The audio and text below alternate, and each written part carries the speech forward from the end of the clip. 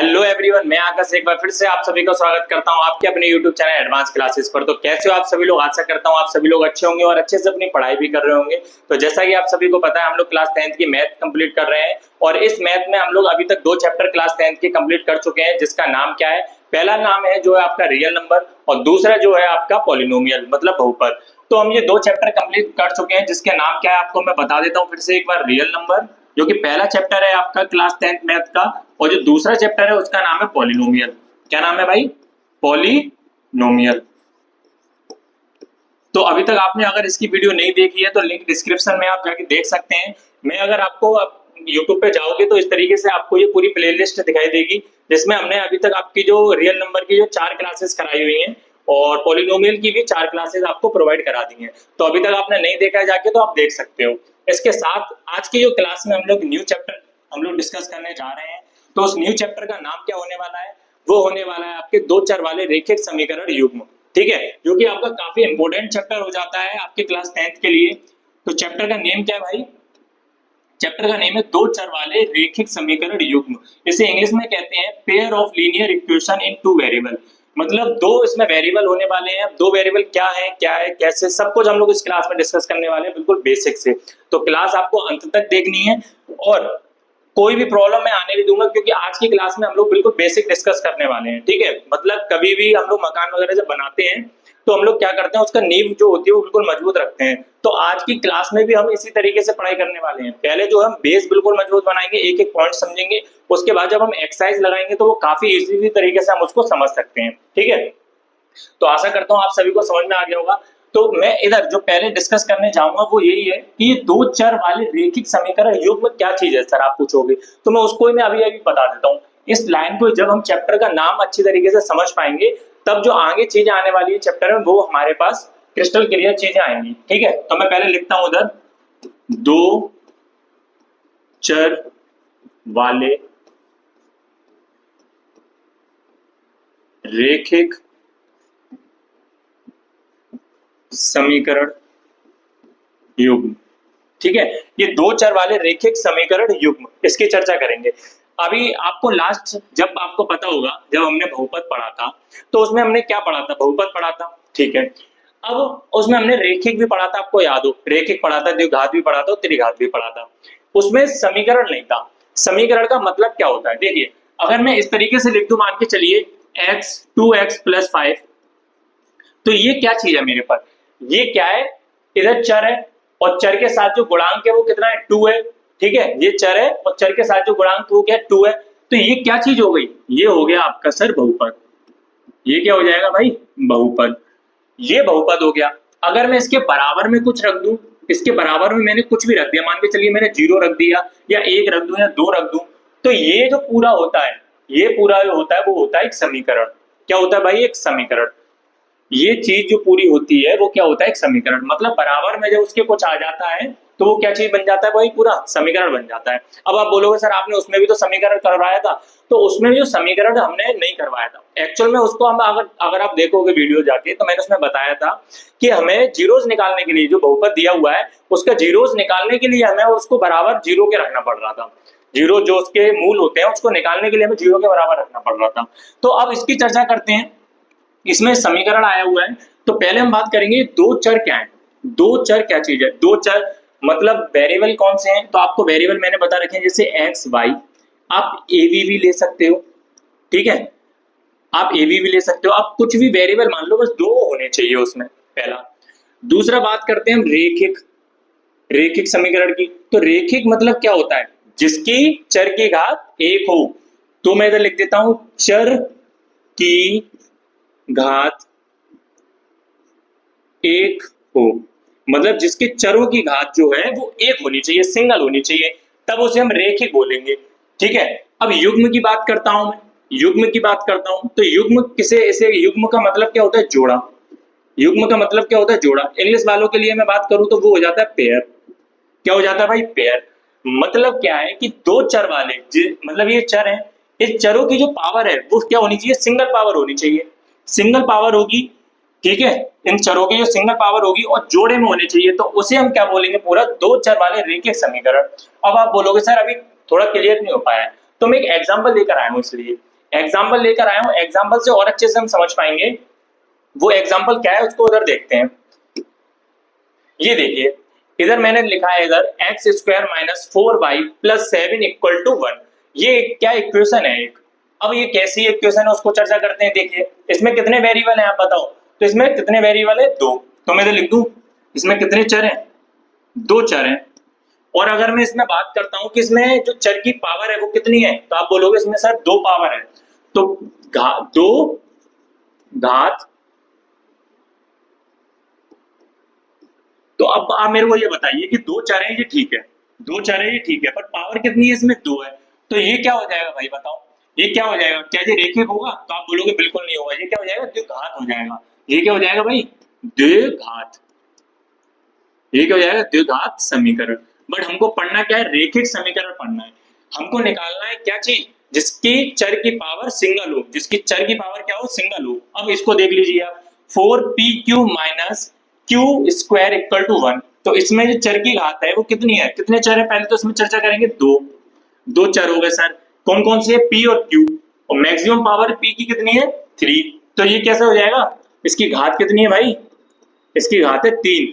तो ये क्या हो जाएगा, त्रिघाती।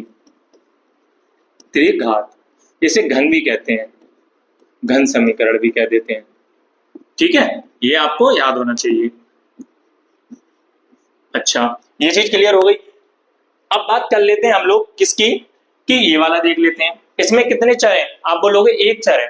तो मैं लिखूंगा 1 चर, और पावर कितनी है इसकी, 3। तो ये भी कितनी पावर है, त्रिघाती है। ये कैसा है भाई, ये कैसा है भाई बताओ, ये कैसा है, त्रिघाती। तो इसको देख लेते हैं, इधर मैं लिख ही देता हूं, त्रिघात या घन समीकरण। अभी तक हमको ये वाला नहीं मिला है, जो रेखिक समीकरण वाला नहीं मिला है। अब मैं जो बात करूंगा वो बात करूंगा लास्ट वाला, देख लेते हैं। इसमें क्या है, 2 चर है। तो मैं इधर लिखूंगा 2 चर। ये क्या है, 2 चर।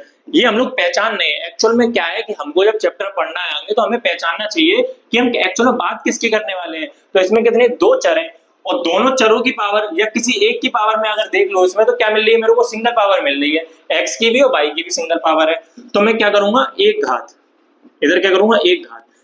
तो मैंने क्या बताया कि ऐसी समीकरण जिसकी चरों, जिसमें चर कितने हो, 2 हो, और उनकी जो घात हो वो कितनी हो, सिंगल हो, तो उसको क्या कहते हैं हम, रेखिक, रेखिक समीकरण, रेखिक समीकरण। और यही चीज हम लोग डिस्कस करने जा रहे हैं, यही वाली चीज हम लोग डिस्कस करने जा रहे हैं। तो आई होप आपको ये चीज क्लियर हो गई होगी। पहले इसको नोट कर लो एक बार, जिसने स्क्रीनशॉट नहीं लिया एक बार इसे नोट कर लो भाई, समझ में आ गई। हम लोग क्या देखने वाले हैं कि हमको क्या चाहिए, एक ऐसी इक्वेशन चाहिए जिसमें 2 चर हो, और चरों की जो पावर हो वो सिंगल पावर हो, और सिंगल पावर होगी तभी हम उसको क्या कह देंगे, 2 चर वाले रेखिक समीकरण। अच्छा, ये तो एक हो गया, एक समीकरण हो गया। अगर ऐसे ही मैं एक और समीकरण बना देता हूं, ऐसे ही मैं एक और समीकरण बना देता हूं, उसको मैं आगे समझाता हूं। मान के चलिए एक समीकरण मेरे पे है x minus y equal to 1 है। ठीक है, इसमें क्या है, 2 चर है और पावर कितनी है, 1 पावर है। तो ये कैसा हो जाएगा, रेखिक समीकरण हो जाएगा। और एक समीकरण और बना देता हूं मैं, इसमें लिख दिया 2x plus Y equal to 2, इस तरीके से लिख दिया मैंने।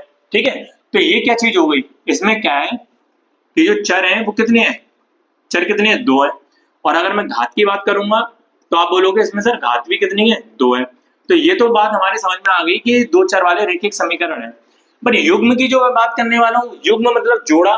तो हम जब ये 2 लेकर चलेंगे, इसमें 2 लेकर ऐसे समीकरण चलेंगे जिसकी चरों की घात कितनी होगी, सिंगल होगी, तो उसे हमने युग्म कह दिया है। तो आई होप आपको चैप्टर तो पहले समझ में आ गया हो कि हम एक्चुअली पढ़ने के वाले हैं। इस तरीके से पढ़ने वाले हैं कि 2 समीकरण होंगे जिसमें दोनों चरों की जो पावर होगी वो कितनी होगी, सिंगल। तो चलिए अब आगे बढ़ते हैं, ये चीज आपको समझ में आ गई होगी। अब देखिए, इनको हल करने के लिए हमारे पास कुछ मेथड दिए गए हैं, कुछ विधियां दी गई हैं। वो कौन कौन सी विधियां हैं उनकी बात चर्चा कर लेते हैं। तो ये देखिए, रेखिक समीकरण युग्म को हल करने की विधियां कौन कौन सी विधियां हैं, ये सारी विधियां हैं आपके पास, जो कि कौन कौन सी है। पहली कौन सी है, ग्राफिकल विधि। ठीक है, जो कि ग्राफिकल विधि क्या है कि उसको ग्राफ के द्वारा समझाना है, मतलब एक्स एक्सिस और वाई एक्सिस पर उसको सॉल्व करेंगे, जो कि हमारे पास इक्वेशन दी होगी, उसके बाद रेखा से हम उसको ग्राफ में समझाएंगे। तो ये तो आपकी पहली विधि हो गई। दूसरी है आपकी कौन सी, प्रतिस्थापन विधि। ठीक है, ये भी काफी इंपॉर्टेंट है। और थर्ड वन जो है आपकी वो कौन सी है, आपकी विलोपन विधि। ये विलोपन विधि और जो प्रतिस्थापन विधि है ये काफी इंपॉर्टेंट है दोनों, ये दोनों कैसी है, काफी इंपॉर्टेंट है। अब बात करते हैं ब्रज गुणन विधि। ये जो है आपकी, ये भी इंपॉर्टेंट है, बट आपकी न्यू एनसीईआरटी में ये चीज नहीं दी हुई। तो ये नहीं दी हुई तो आप क्यों करा रहे हो सर? तो मैं इसलिए करा रहा हूँ क्योंकि इसमें जो क्वेश्चन है वो काफी अच्छे दिए गए हैं, तो हम उसको विलोपन विधि, प्रतिस्थापन विधि इस सभी से सॉल्व करेंगे। अब मैं आपकी बात कर दूं कि न्यू जो एनसीईआरटी है, न्यू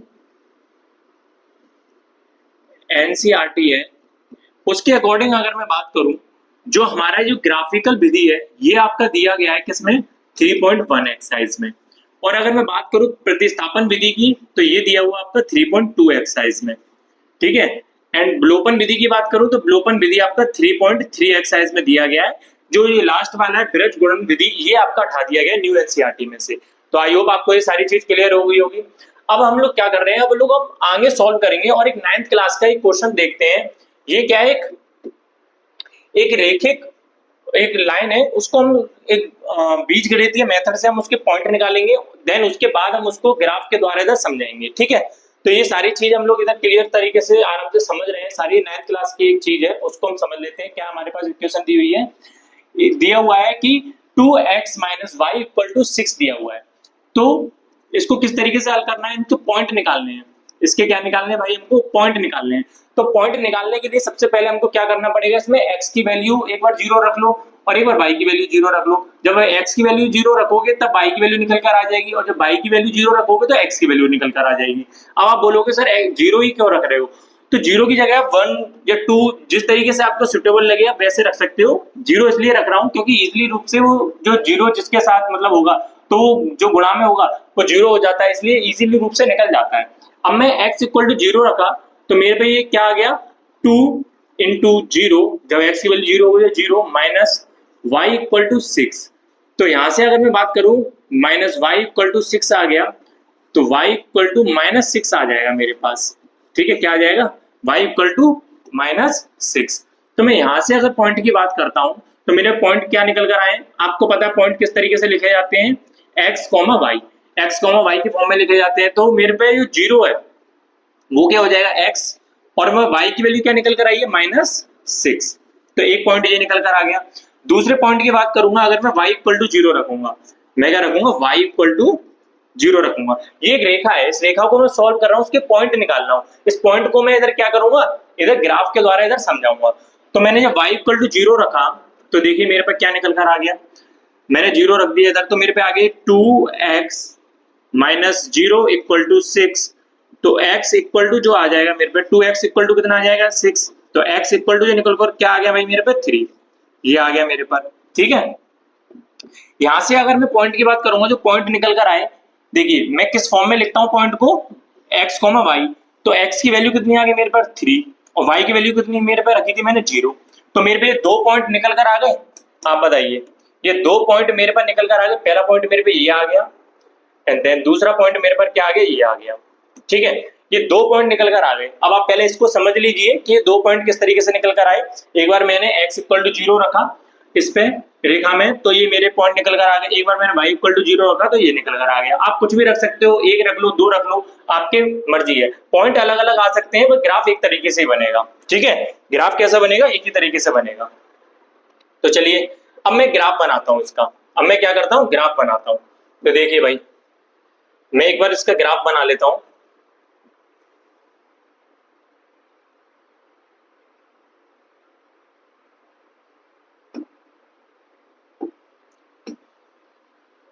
ग्राफ से देखते हैं किस तरीके से समझ में आता है इसको। ये मैंने क्या है कि अभी मैंने x एक्सिस और y एक्सिस बनाया है। अगर मैं इसकी बात करूंगा तो ये जो लेटी हुई लाइन है, ये क्या हो जाता है हमारा x एक्सिस, ये क्या हो जाता है x अक्ष या एक्सिस, और ये क्या हो जाता है भाई हमारा y अक्ष, ये क्या हो जाता है y अक्ष, ठीक है। इस तरीके से समझिए। अब देखिए जो पॉइंट है मेरे, मैं इधर उसको क्या करूंगा, इन पॉइंटों को मैं उससे एक लाइन बनाऊंगा, जो रेखा बनाऊंगा। तो ये 0 होता है, मिडिल पे क्या होता है, 0 होता है। इधर मैं चलूंगा x एक्सिस पे, इस तरफ पॉजिटिव होता है, इस तरफ नेगेटिव होता है। तो मैं इधर चलूंगा 1 2 3 4 5 6, मैं इतना चल दिया, आगे भी और चल सकते हैं। इस तरफ देखता हूँ -1 -2 -3, इस तरीके से चलता रहेगा। अब मैं बात करता हूँ ऊपर, तो इधर ये +1 हो जाएगा, +2 हो जाएगा, +3 हो जाएगा, +4 हो जाएगा, ये ऊपर ऐसे चलता रहेगा। नीचे की बात करूंगा तो -1, -2, -3, -4, -5 एंड -6, ये सारी चीज हो गई इधर। अब ये आप बना सकते हो, वैसे सिंपल है। अब मैं देख रहा हूं उधर कि मेरे पे x की जो मैक्सिमम वैल्यू दे रखी है वो कितनी दे रखी है, x की मैक्सिमम वैल्यू देखिए 3 है ना, x की मैक्सिमम वैल्यू कितनी है, इधर 0, इधर कितनी है 3। तो आप 3 से डायरेक्ट ले सकते हो, 3 3 के मल्टीपल में भी बना सकते हो, ये मैं इसलिए बता रहा हूँ।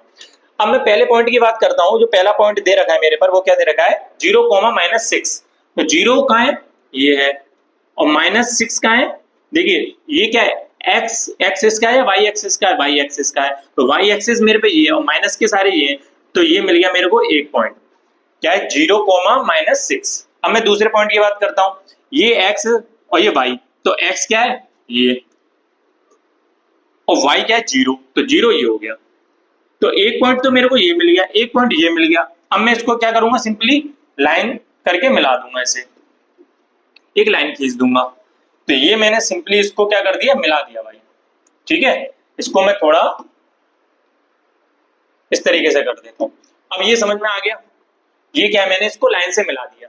ये जो पॉइंट होंगे मेरे वो क्या होने वाले भाई, 3, 0, ठीक है। और ये जो पॉइंट होंगे मेरे वो क्या होने वाले हैं, 0, -6, 0, -6, ठीक है। तो एक ग्राफ द्वारा हमने समझा दिया, ग्राफिकल रूप से हमने समझा दिया।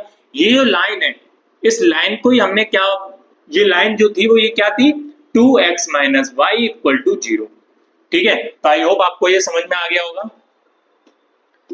कुछ नहीं है, सिंपली हमने पॉइंट निकाले, पॉइंट निकालने के बाद उसको ग्राफ में हमने समझा दिया। पॉइंट निकालने के लिए हमें एक बार x को 0 रख दो, एक बार y को 0 रख दो, और पॉइंट निकल जाएंगे। पॉइंट को फिर आप इधर इधर पॉइंट को इधर इंगित करोगे और इस तरीके से आपको ये रेखा बना दोगे, ठीक है। ये लाइन हो गई।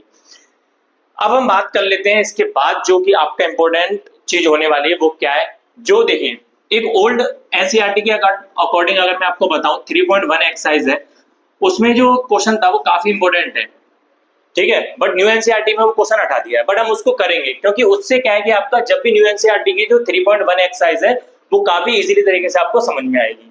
तो चलिए, तो कौन सा क्वेश्चन है उसकी हम चर्चा करेंगे। ये देखिए, ये सम इंपोर्टेंट क्वेश्चन जो हैं वो उस एक्सरसाइज में दिए हुए थे, बट हम उसको अभी इसलिए इधर करा रहे हैं क्योंकि वो क्या है, आपका बेस बनाएंगे, और जब बेस बन जाएगा आपका तो आपको जो 3.1 एक्सरसाइज है जो न्यू एनसीईआरटी की वो अच्छे से समझ में आएगा। तो पहला क्वेश्चन हम पढ़ लेते हैं। पहला क्वेश्चन क्या है उसको देख लेते हैं कि अखिला मेले में 20 रुपए लेकर जाती है। कितने रुपए लेकर जाती है भाई, 20 रुपए लेकर जाती है। वह चकली की सवारी करती है, ठीक है, और उपला खेल खेलना चाहती है। दो चीजें वो करना चाहती है। जो अखिला है वो 20 रुपए लेकर जाती है, और 20 रुपए में वो चाहती है कि मैं चकली की सवारी भी करूं, जो गोल वाला झूला होगा, आपने देखा होगा इस तरीके से, डोली वाला, इस तरीके से वो करना चाहती है। और उपला खेल, जो उपला खेल कैसा होता है आपने देखा होगा इस तरीके से कि सामान वगैरह रखा होता है एक दुकान पर, उसमें हम लोग सर्कल डालकर उसको सामान को हम लेते हैं। अगर सर्कल उसके जो सामान है उस सर्कल के अंदर आ जाता है तो वो सामान जो हमारा हो जाता है, ये उपला खेल होता है, ठीक है। अच्छा, जितनी बार उसने उपला खेल खेला उससे आधी बार उसने चकली की सवारी करी। जो झूला है उससे आधी बार हुआ है, ठीक है। यदि प्रत्येक सवारी का मूल्य जो है वो 3 रुपए है, और उपला खेल एक खेल जो 4 रुपए का, मतलब वो खेलती है, 4 रुपए में एक खेल है, और जो उपला जो सवारी है वो 3 रुपए में एक बार होती है, ठीक है। तो वह कितनी बार चकली की सवारी कर सकती है और कितनी बार उपला खेल खेल सकती है, इसमें ये चीज पूछा है। तो अब हमने मान लिया जो कि हमसे पूछा गया वो क्या चीज पूछा गया कि कितनी बार वो सवारी करेगी और कितनी बार जो उपला खेल खेलेगी। कितने रुपए में, 20 रुपए में।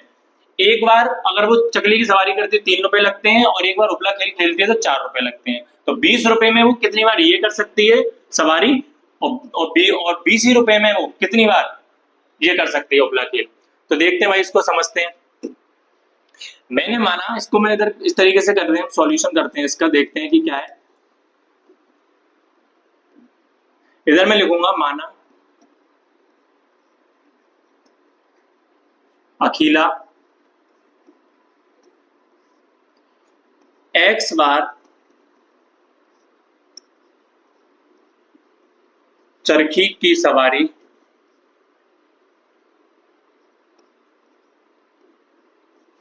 सवारी करती है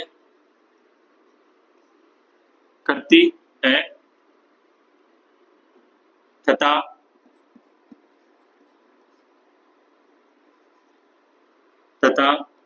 बाई बार उपला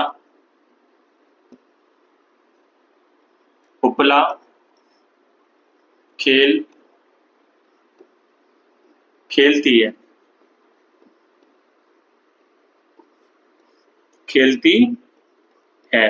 अब उसमें हमसे क्वेश्चन तो यही पूछा है ना, वो कितनी बार ये सवारी करती है और कितनी बार उपला खेल खेलती है।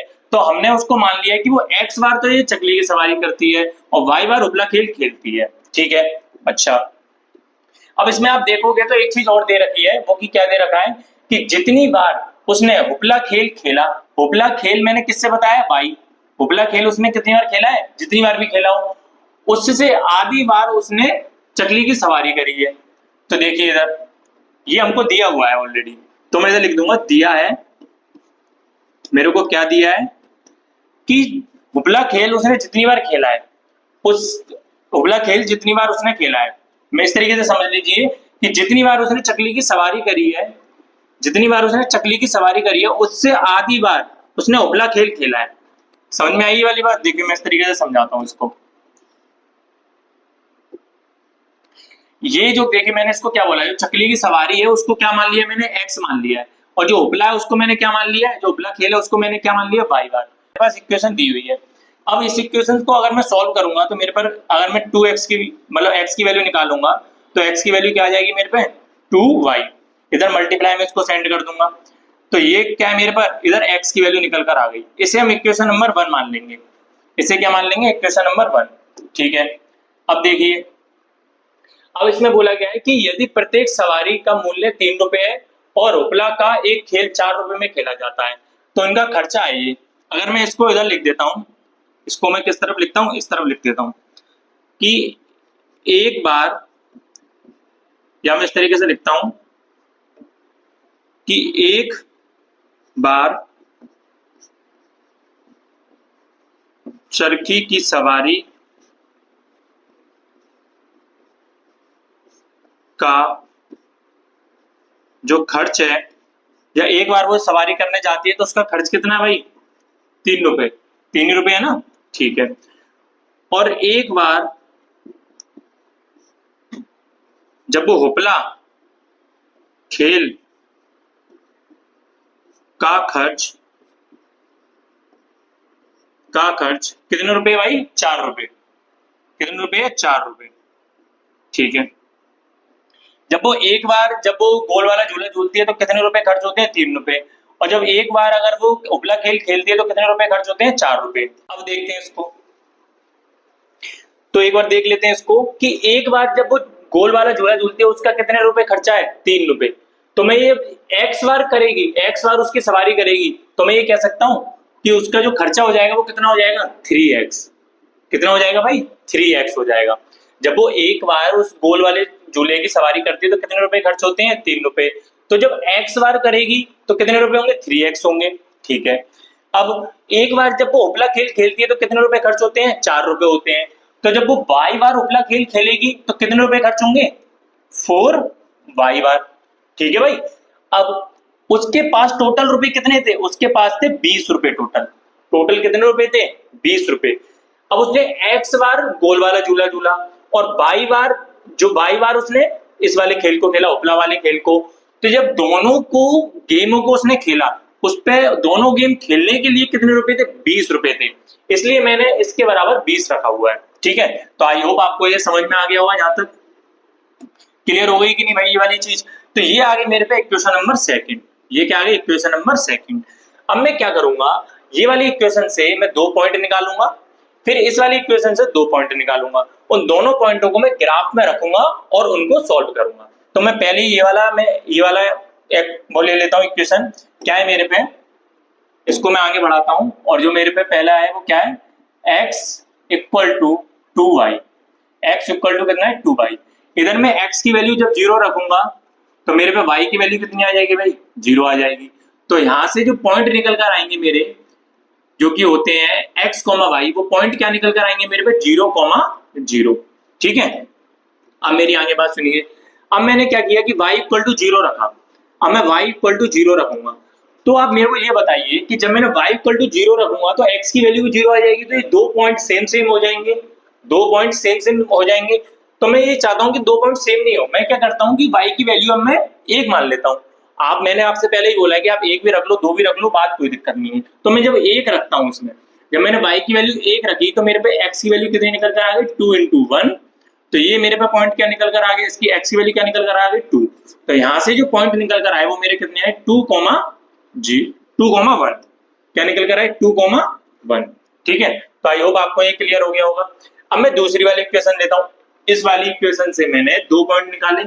अब दूसरी वाली इक्वेशन लेता हूं, वो मेरी ये वाली इक्वेशन है, तो इससे भी मैं 2 पॉइंट निकालूंगा। इससे ही मैं कैसे क्या करूंगा 2 पॉइंट निकालूंगा। तो देखते हैं,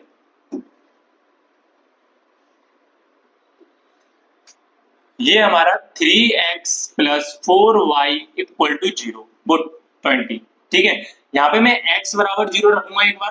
तो जब मैंने x बराबर 0 रखा तो मेरे पर यहाँ पर क्या निकल कर आ गया 3 into 0 plus 4y equal to 20। ठीक है, अच्छा यहाँ से मेरे पे जो 4y की वैल्यू निकल कर आ जाएगी वो कितनी आ जाएगी 20, और y की वैल्यू अकेली कितनी निकल कर आ जाएगी तो 5। ठीक है, एक तो मेरे पे ये वैल्यू आ गई। तो यहां से मैं पॉइंट की बात करूंगा, पॉइंट क्या निकल कर आया मेरे पे 0,5। यहां से जो पॉइंट निकल कर आया वो क्या है मेरे पे 0,5। अब मैं क्या करूंगा, एक बार इधर क्या रखूंगा y इक्वल टू 0। तो देखिए जब मैंने y इक्वल टू 0 रखा इधर तो ये 0 हो गया, और यहां से जब मैंने y इक्वल टू 0 रखा तो देखिए मेरे पे क्या आ जाएगा 3x इक्वल टू 20 आ जाएगा, और x इक्वल टू क्या आ जाएगा मेरे पे 20/3। तो ये पॉइंट में आएगा। इस पॉइंट को मैं हटाने के लिए काम करता हूँ, इस y की जगह में कुछ और रखता हूँ। अगर मैंने 1 रखा, अगर मैं एक काम करता हूँ 1 रख के देखता हूँ, जब मैंने 1 रखा तो मेरे पे ये 3x माइनस वो प्लस 4 हो जाएगा इक्वल टू 20 हो जाएगा। अगर मैं इधर बात करूंगा 3x की तो ये 16 हो जाएगा, और x इक्वल टू जो हो जाएगा 16/3 हो जाएगा, तो ये भी पॉइंट में आएगा। अब मैं लास्ट वन देखता हूँ उसमें क्या रखकर भाई 2। तो जब मैंने 2 रखा, तो 2 से सॉल्व हो रहा है, क्योंकि ये 8 हो जाएगा, 8 उधर जाएगा तो ये 12 और 3 में डिवाइड हो जाएगा 4 बार। ठीक है, तो देखिए भाई ये हो जाएगा 3 प्लस मतलब 3x प्लस 4y की वैल्यू मैंने कितनी रखी है 2, तो ये हो जाएगा कितना 4 इंटू 2 इक्वल टू 20। ठीक है, अब 3x इक्वल टू ये 8 हो जाएगा, 8 उधर जाएगा तो कितना हो जाएगा 20 माइनस 8। तो यहाँ पे जो x की वैल्यू निकल कर आ जाएगी 3x की वैल्यू निकल कर आएगी वो कितनी आएगी इधर 12, और इधर x की वैल्यू क्या निकल कर आ जाएगी मेरे पर इधर आ जाएगी 4। तो मेरे पे ये पॉइंट मिल गए, मेरे को यहाँ पर पॉइंट मिल गया भाई। पॉइंट क्या निकल कर आ गया मेरे पे 4,2। मैंने इस वाली इक्वेशन से 2 पॉइंट ये निकाल लिए। कौन सा पहला पॉइंट, एक तो ये पॉइंट हो गया मेरा और एक ये वाला पॉइंट हो गया। आई होप आपको ये समझ में आ गया होगा, एक बार इसे नोट कर लो। अब बस मेरे को कुछ नहीं करना है, इसको ग्राफ में समझाना है। तो मैं ग्राफ में इसको सीधा कुछ नहीं करूंगा, ग्राफ लूंगा और इसको मैं मेंशन कर दूंगा इधर। तो देखिए भाई मैं एक ग्राफ बनाता हूं, पहले तो इसको मैं थोड़ा इधर लाइन कर देता हूं जिससे कि अलग हो जाएगा। मैं इधर एक ग्राफ बना लेता हूं। आप एक चीज देख रहे होंगे कि ये सभी कुछ पॉजिटिव में है, तो मैं पॉजिटिव वाली ले लूं, मतलब ऐसे समझिए जब मेरे को ये इस तरीके से एक्स और वाई एक्सिस दे रखे होते हैं तो इधर नेगेटिव होता है इधर पॉजिटिव होता है। बट आप देखिए ये पॉइंट जो सारे आए वो पॉजिटिव में ही आए, तो मैं पॉजिटिव वाला ये वाला इधर वाला पार्ट्स ले रहा हूँ। बिल्कुल सही बात है, इधर वाला ले सकता हूं मैं। तो देखिए भाई इसको समझते हैं, मैं इसको थोड़ा इधर उठा लेता हूं।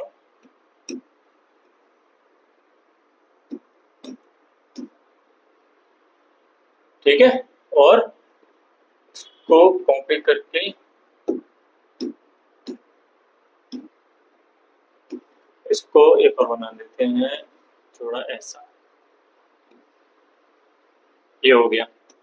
ठीक है, अब मैं इधर क्या करता हूँ 0, ये हो गया हमारा क्या एक्स एक्सिस। ठीक है, और ये हो जाएगा वाई एक्सिस, ये क्या हो जाएगा वाई एक्सिस अक्ष।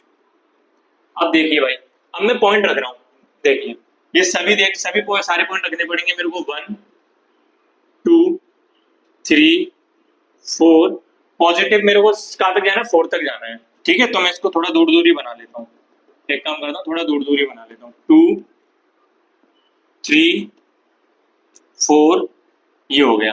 ठीक है, अब मैं वाई एक्सिस पे जाता हूँ। वाई एक्सिस पे मेरे पास मैक्सिमम कहाँ तक है भाई, 5 तक है। तो देखिए 1 2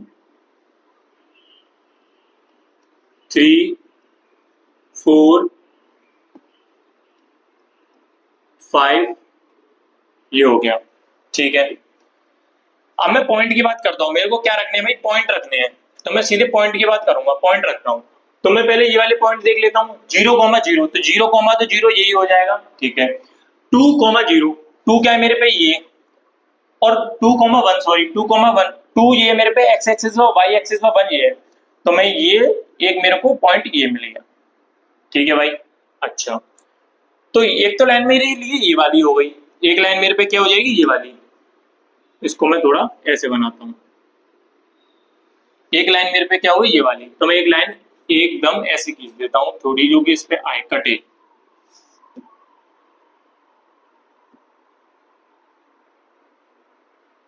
ठीक है भाई, एक लाइन तो मैंने इस वाली रेखा से ये वाली लाइन कर दी। ठीक है, अच्छा अब दूसरे पॉइंट देख लेता हूँ। ये देखिए 0,5, तो 0 तो ये है, और 5 की बात करता हूँ तो 5 इधर आ जाएगा, सॉरी 5 इधर आएगा, ये वाई एक्सिस पे है ना, तो 5 एक इधर आ गया। तो 0,5 तो ये हो गया। 4,0 4 तो ये हो गया, और कॉमा 2 सॉरी, तो 2 मेरा इधर चला जाएगा, ये आ जाएगा। ठीक है, 2 लगभग ये हो जाएगा इसकी सीट पर। तो एक पॉइंट मेरे को ये मिल गया, एक पॉइंट ये, दोनों को मैं मिला दूंगा। दोनों को क्या कर दूंगा मैं भाई, मिला दूंगा इधर।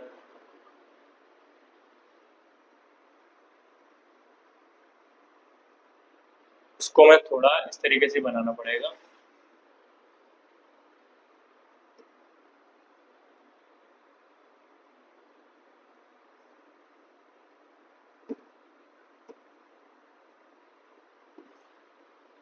इस तरीके से थोड़ा,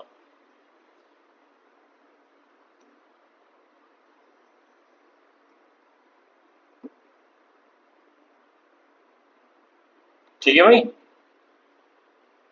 ये बन गया। इसको मैं अब थोड़ा इसकी ब्रेथ बढ़ा देता हूँ, बस। ये देखिए, अब मेरी बात समझिए बड़े ध्यान से। ये जो लाइन थी, ये वाली लाइन, इस लाइन का नाम क्या है, इस लाइन का नाम है भाई y equal to 2y, sorry x equal to 2y। और इस वाली लाइन की मैं बात करूं तो इस वाली लाइन का जो नाम है वो कितना है भाई, 3x plus 4y equal to 20। ठीक है भाई, अच्छा अब देखिए, मैं ये वाली पॉइंट करूं तो 0,0, बट इस वाले पॉइंट की बात करूंगा तो ये वाला पॉइंट कौन सा हो जाएगा, 2,1। ये क्या हो गया, 2,1 ये वाला पॉइंट। देखिए अब मैं बात करूंगा इस वाले पॉइंट की, कौन सा, ये वाला पॉइंट जो है, इस वाले पॉइंट की, ये हो जाएगा आपका 0,5 का है, तो 0,5 तो ये हो गया, तो ये क्या हो जाएगा 0,5। अब मैं बात करूंगा इस वाले पॉइंट की 4,2, 4,2 क्या हो जाएगा मेरे पर, ये वाला पॉइंट। ये थोड़ा इसको इस तरीके से मिला, नहीं सही मिला है, हाँ ये हो जाएगा मेरे पास 4 और ये 2, तो 4 और 2 ये मिल रहा है मेरे को पॉइंट है, तो ये 4,2 ये पॉइंट हो गया। तो अब बताइए दोनों जो लाइन है वो किस पॉइंट पे कट कर रही हैं, तो वो 4,2 पे कट कर रही हैं। तो मैं ये कह सकता हूँ ये 4,2 है वो x, y की फॉर्म में अगर मैं समझू इसे, तो मैं ये कह सकता हूँ कि उसने जो गोल वाला झूला झूला है वो कितनी बार झूला है, 4 बार, और जो उपला खेल खेला है वो कितनी बार खेला है, 2 बार। तो यहाँ पे जो x की वैल्यू है वो 4 है, और जो y की वैल्यू है वो कितनी है भाई, y की जो वैल्यू है वो कितनी है, 2। मतलब उपला खेल उसने 2 बार खेला है। और बात करूं जो गोल वाला झूला है, जो चकली वाला की सवारी है, वो उसने कितनी बार करी है, 4 टाइम्स करी है। तो आई होप आपको ये समझ में आ गया होगा। एक बार इसका स्क्रीनशॉट ले लो, अगर समझ में नहीं आया एक बार स्क्रीनशॉट ले लो, और फिर हम आगे चलते हैं। स्क्रीनशॉट ले लो भाई फटाफट। कुछ नहीं किया है मैंने, सिंपली एक बार मैं फिर से आपको बता देता हूँ, इसको अच्छे से समझिए कि एक जो अकेला है उसने x बार चकली की सवारी करी है और y बार उसने उपला खेल खेला है। ठीक है, अब उसने जो बोला है वो ये बोला है कि जितनी बार वो चकली की सवारी करती है ना, उससे आधी बार वो उपला खेल खेलती है। मतलब चकली की सवारी अगर उसने 10 करी है तो उपला खेल उसने 5 बार खेला है। अगर चकली की सवारी उसने 2 बार करी है तो उपला खेल उसने 1 बार खेला है, मतलब उसका आधा खेला है। किसका, इसका चकली का, ठीक है। तो अब मैंने क्या किया, मेरे पे ये क्वेश्चन आ गई, इससे मैंने क्वेश्चन नंबर 1 मान लिया। एक बार चकली की सवारी करने का जो खर्चा उस पर 3 रुपए था और एक बार उपला खेल खेलने का उसका 4 रुपए का खर्चा था। तो मैं x बार अगर मैं गोल वाला झूला झूलने की बात करूंगा कितना खर्चा हो जाएगा, तो वो 3x हो जाएगा। और मैं उपला खेल अगर मैं y बार खेलूंगा तो कितना हो जाएगा, 4y हो जाएगा। दोनों को अगर मैं गेम खेल रहा हूं तो मेरे पे टोटल कितने रुपए थे, 20 रुपए थे, तो मैंने 20 बराबर रख दिया इसको। मेरे पे सेकंड इक्वेशन आ गई। दोनों इक्वेशनों को सॉल्व करूंगा मैं। इधर मैंने इसलिए देखिए मैंने पहले x इक्वल टू 0 रखा तो मेरे पे ये पॉइंट आ गए, y इक्वल टू 1 रखा तो मेरे पे ये पॉइंट आ गए। सेम मैंने दूसरी वाली इक्वेशन को सॉल्व किया, दोनों पॉइंट निकाल लिए। उसके बाद मैंने इधर उनको रखा और जिस पॉइंट पे वो दोनों कट कर रही है वो इसका आंसर होगा, मतलब वही इसके हल होंगे। मतलब इधर जो x, y है मतलब वो 4, 2 है, तो 4 बार उसने क्या किया भाई, 4 बार उसने गोल वाला झूला झूला है। और अगर मैं y की बात करूंगा जो 2 है मतलब 2 बार उसने उपला खेल खेला है। तो आई होप आपको समझ में आ गया होगा, ये चीज क्लियर हो गई होगी। तो आशा करता हूं आपको ये वीडियो अच्छी लगी होगी।